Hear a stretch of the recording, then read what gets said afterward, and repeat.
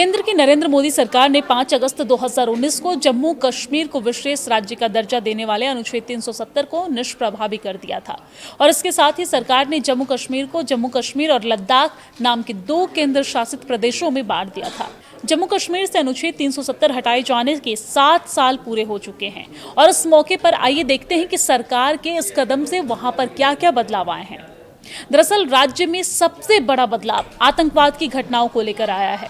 राज्य में आतंकवादी घटनाएं, पत्थरबाजी, घुसपैठ के प्रयास और नागरिक और सुरक्षा बलों की मौतों में गिरावट दर्ज की गई है।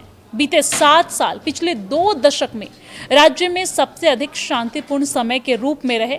सरकारी आंकड़ों के मुताबिक आतंकी घटनाओं में करीब 83% की गिरावट देखी गई है। वही पत्थरबाजी की अगर बात करें तो पत्थरबाजी की घटनाएं में करीब 99% ये घटना कम हुई है। साल 2025 में जम्मू कश्मीर में आतंकी घटनाओं में होने वाली मौतों का आंकड़ा 2 दशकों में सबसे निचले स्तर पर दर्ज हुआ है। जम्मू कश्मीर में 2022 में 151 आतंकी घटनाएं हुई थी, जो 2025 में घटकर केवल 35 रह गई और इस तरीके से आतंकी घटनाओं में करीब 77% की गिरावट दर्ज की गई है और इसी अवधि में मारे गए आतंकवादियों की संख्या भी 193 से घटकर 46 हो गई है। वही मुठभेड़ में सुरक्षा बलों के जवानों की शहादत की संख्या भी 30 से घटकर 17 हो गई है।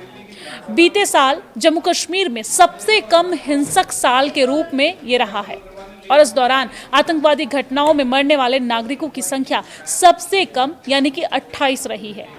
इनमें से 26 मौतें तो 22 अप्रैल को पहलगाम में हुए आतंकी हमले में हुई थी। इससे पहले 2024 में 127, 2023 में 134 और 2022 में 253 मौतें दर्ज की गई थी। वही अगर 2026 की बात करें तो 2026 में अब तक 12 आतंकी घटनाओं में 2 नागरिकों, 2 अज्ञात, 2 सुरक्षाकर्मियों की मौत दर्ज की गई थी और इन घटनाओं में 11 आतंकी भी मारे गए हैं।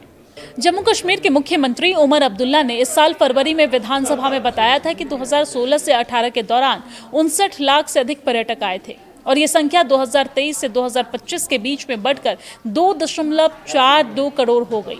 ये आंकड़े 2019 के बाद घाटी में पर्यटन क्षेत्र में आए बदलाव की गवाही देते हैं। लेकिन पहलगाम आतंकी हमले की वजह से 2025 में कश्मीर मंडल में पर्यटकों की संख्या में गिरावट आई है। साल 2024 में ये 98 लाख से अधिक थी, जो 2025 में घटकर 47 लाख से अधिक रह गई।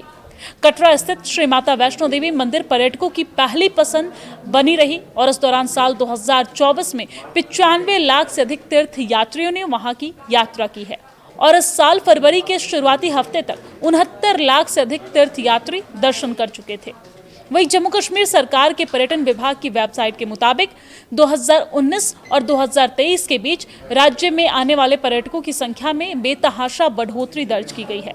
सरकार के आंकड़ों के मुताबिक 2019 में 1,62,21,250 पर्यटकों ने राज्य की यात्रा की थी और इसमें से 1,56,55,718 पर्यटकों ने जम्मू संभाग और 5,65,532 पर्यटकों ने कश्मीर संभाग की यात्रा की थी।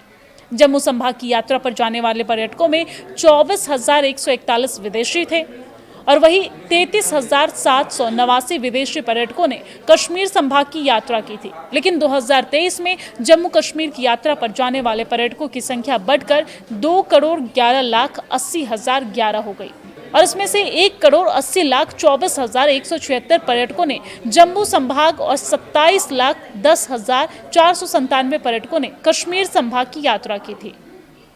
साल 2023 की अगर बात करें तो साल 2023 में जम्मू संभाग की यात्रा करने वालों में 17,650 विदेशी नागरिक थे। वहीं 37,678 विदेशी पर्यटकों ने कश्मीर संभाग की यात्रा की और इस वेबसाइट पर केवल 2023 तक के ही आंकड़े यानी कि जम्मू कश्मीर के सरकार के वेबसाइट पर 2023 तक के ही आंकड़े उपलब्ध हैं। सरकार के प्रयासों ने जम्मू कश्मीर ने रेल नेटवर्क का विस्तार भी तेजी से किया है। रेल नेटवर्क अब श्रीनगर तक पहुंच चुका है। रेलवे का उधमपुर श्रीनगर बारामूला रेल लिंक पर यातायात शुरू हो चुका है और ये 272 किलोमीटर लंबी रेल लाइन कश्मीरी घाटी को शेष भारत से जोड़ती है और इसी रेलखंड पर दुनिया का सबसे ऊंचा रेलवे पुल यानी कि चिनाब नदी पर बनाया गया है। वित्त वर्ष 2026 के लिए जम्मू कश्मीर में आर्थिक सर्वे के मुताबिक 2019 के बाद से राज्य के निवासियों की आय में हर साल 8.81% का इजाफा भी हुआ है। साल 2025-26 में इसके 1,68,234 होने का अनुमान है।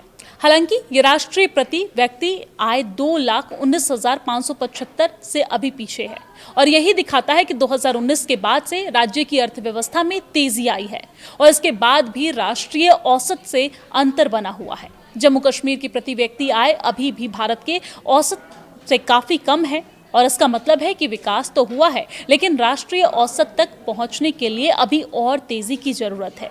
लेकिन जम्मू कश्मीर ने पंजाब, हिमाचल और साथ ही साथ हरियाणा, चंडीगढ़ जैसे राज्यों और केंद्र शासित राज्यों की तुलना में अच्छी प्रगति की है।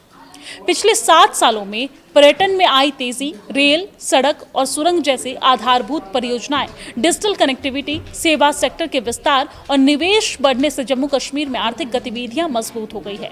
लेकिन कृषि पर बड़ी आबादी की निर्भरता, सीमित और साथ ही साथ औद्योगिकरण और रोजगार सृजन की धीमी रफ्तार अभी भी इस केंद्र शासित प्रदेश की प्रमुख चुनौतियां बनी हुई है और सरकार को इस दिशा में ध्यान देने की बेहद आवश्यकता है।